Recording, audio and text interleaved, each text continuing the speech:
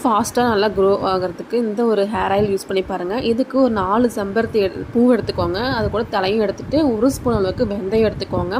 1 கைப்பிடி அளவுக்கு கருவேப்பிலை எடுத்துக்கோங்க. கொஞ்சமாக கேரட்டை துருவி எடுத்துக்கோங்க. இதை ஒரு சுத்தமான ஒரு செக்கில் ஆட்டின தேங்காய் எண்ணெயை அடுப்பில் வச்சு காய்ச்சிக்கலாம்.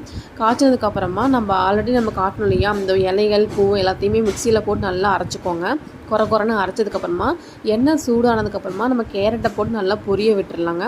இது பொரிஞ்சதுக்கப்புறமா நம்ம அரைச்சி வச்சுருக்கக்கூடிய அந்த இதெல்லாம் போட்டுட்டு கொஞ்சமாக வெந்தயத்தையும் போட்டுட்டு நல்லா மிக்ஸ் பண்ணிக்கோங்க. கடைசியாக கொஞ்சமாக ஒரு கைப்பிடி அளவுக்கு மருதாணி இலையுமே போட்டுக்கோங்க. மருதாணி இலையெல்லாம் யூஸ் பண்ணிட்டு நல்லா அந்த முடி ரொம்ப கருமையாக இருக்கும். ஸோ இது எல்லாத்தையும் நல்லா மிக்ஸ் பண்ணிவிட்டு கொஞ்சம் நல்லா கலர் சேஞ்ச் ஆனதுக்கப்புறமா நல்லா ஆற வச்சு ஒரு கண்ணாடி பாட்டிலில் ஸ்டோர் பண்ணி வச்சுக்கோங்க.